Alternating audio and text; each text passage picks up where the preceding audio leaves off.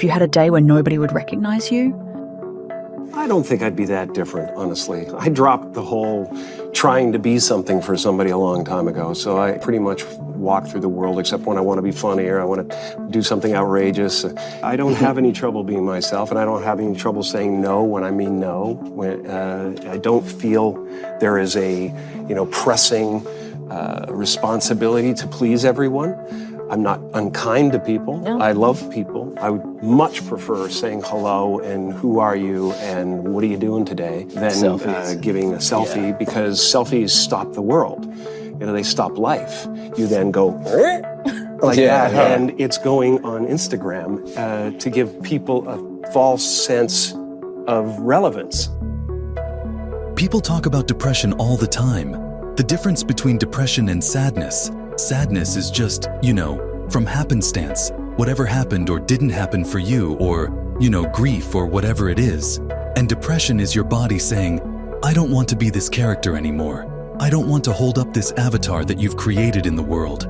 It's too much for me. Deep rest. Your body needs to be depressed. It needs deep rest from the character that you've been trying to play. I act because I'm broken in a lot of pieces, and acting gives me a chance to reconfigure those pieces into 1,000 different things that are positive for people to watch. Was there a moment where you first sort of realized, I want to be a performer? This is the thing that I want to do with my life? There was never any other choice. From the time that there was consciousness in the body, I was looking at a man named Percy, my dad, who was the most incredible character that you'd ever meet. If you met him for 5 minutes, you thought you knew him for 50 years, and he wrapped everyone that came into our house in stories and jokes, and I became his calling at a certain point, and he was always super behind me. But from the first time, I can remember him just lighting up the room, and him just wrapping everybody in a story or whatever and going, oh, that's the thing I want to do. That's what I want to be.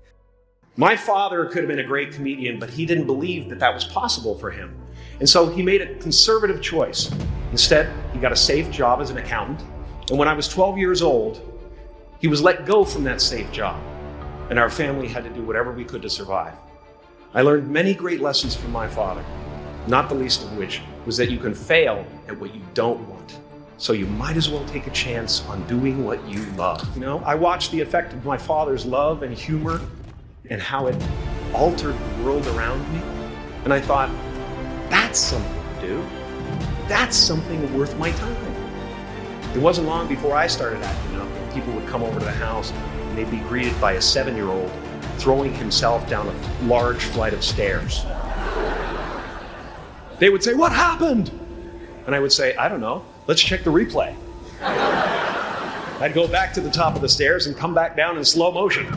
Now, fear is going to be a player in your life, but you get to decide how much. You can spend your whole life imagining ghosts, worrying about the pathway to the future, but all there will ever be is what's happening here and the decisions we make in this moment, which are based in either love or fear. So many of us choose our path out of fear disguised as practicality. What we really want seems impossibly out of reach and ridiculous to expect, so we never dare to ask the universe for it. When I was about 28, after a decade as a professional comedian, I realized one night in LA that the purpose of my life had always been to free people from concern, just like my dad. The only one I hadn't freed was myself, and that's when my search for identity deepened. I wondered who I'd be without my fame. Who would I be if I said things that people didn't want to hear, or if I defied their expectations of me? And that peace that we're after lies somewhere beyond personality, beyond the perception of others, beyond invention and disguise, even beyond effort itself. You can join the game, fight the wars, play with form all you want, but to find real peace, you have to let the armor go. Your need for acceptance can make you invisible in this world.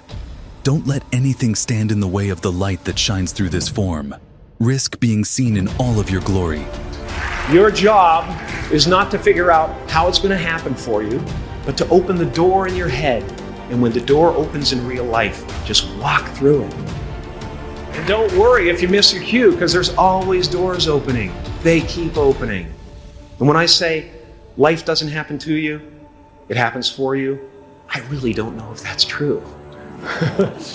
I'm just making a conscious choice to perceive challenges as something beneficial so that I can deal with them in the most productive way. You'll come up with your own style. That's part of the fun. You are ready and able to do beautiful things in this world. And after you walk through those doors today, you will only ever have two choices: love or fear. Choose love, and don't ever let fear turn you against your playful heart. What's happening right now inside everybody is they're going, "Who am I?" And they're depressed. People go like, "Oh, Jim's been depressed and stuff." Well, yeah, I was depressed when I was trying to be the Wizard of Oz, but now I know that Oz is a character. You know, I think everybody deals with that. Everybody walks around and they go like, "Why am I depressed?" Well, it's because you're trying to be something for the world, you know. And as soon as you let that go, better things happen, because they're just happening. It's not, you know, now it's just sadness. You know, sadness comes, happiness comes. It's the weather that flies by in the sky. It doesn't sit on you long enough to drown you.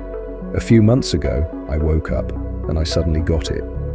I understood suddenly how thought was just an illusory thing, and how thought is responsible for, if not all, most of the suffering we experience. And then I suddenly felt like I was looking at these thoughts from another perspective, and I wondered, who is it that's aware that I'm thinking? And suddenly I was thrown into this expansive, amazing feeling of freedom from myself, from my problems. You know, when I go to sleep at night, I'm not just a guy going to sleep. I'm two-time Golden Globe winner Jim Carrey going to get some well-needed shut-eye. And when I dream, I don't just dream any old dream. No, sir. I dream about being three-time Golden Globe winning actor Jim Carrey. Because then I would be enough.